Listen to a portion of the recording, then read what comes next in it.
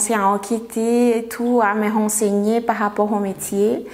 Et justement, une fois, mon père m'avait amené chez une assistante sociale justement pour qu'elle m'aide en fait à choisir elle devait me donner une liste d'universités, mais également des métiers à faire. Je me suis dit, mais et pourquoi pas votre métier? Parce qu'avant, quand j'habitais en fait en République dominicaine, là, je voulais devenir plutôt avocate. Alors, quand je suis arrivée ici, vu le niveau qu'il fallait atteindre au niveau de la langue, je me suis dit, mais il faut aussi réfléchir au niveau des faisabilités en fait. Le faire, oui, mais dans combien de temps? Alors, je me suis dit, bon, finalement, je vais choisir le métier d'assistant social qui va me permettre aussi de rentrer en contact avec les gens et de les aider également. C'est quand je reçois des gens qui ont déjà un parcours difficile. Déjà qu'à la base, ils te disent, moi, je voudrais m'en sortir, que ça soit au niveau professionnel et financier, que tu les vois arriver dans une situation pénible, dans une situation de besoin, et que tu arrives déjà à mettre sa situation au niveau financier en ordre, mais que par la suite, tu lui cherches un travail ou des fois, comme les sans-abri, une maison et un travail. Alors, c'est ça ma satisfaction, c'est de voir le parcours en fait de la personne s'accomplir en fait. Difficulté, alors on trouve des gens un peu difficiles à gérer. Les gens, normalement, la plupart du temps, ils pensent que nous, on est une banque, en fait. Et la plupart du temps, en fait, il y a des gens qui veulent nous agresser aussi.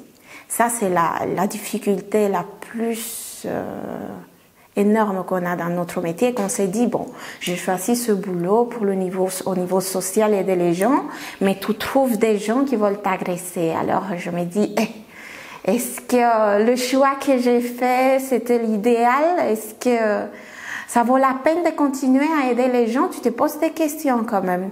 Mais par la suite, je me rends compte, je me dis, mais c'est pas le seul. Alors, nous, on a des notes d'introduction, on appelle ça chez nous. Et c'est des notes qui sont rédigées par la direction en fait du CPAS. Et par la suite, eux, ils nous expliquent les démarches à faire, les démarches à suivre à chaque fois en fait. Et seul, en fait. On est une équipe, mais le travail que je dois faire, les entretiens avec les gens et tout ça, ça se passe seul en fait.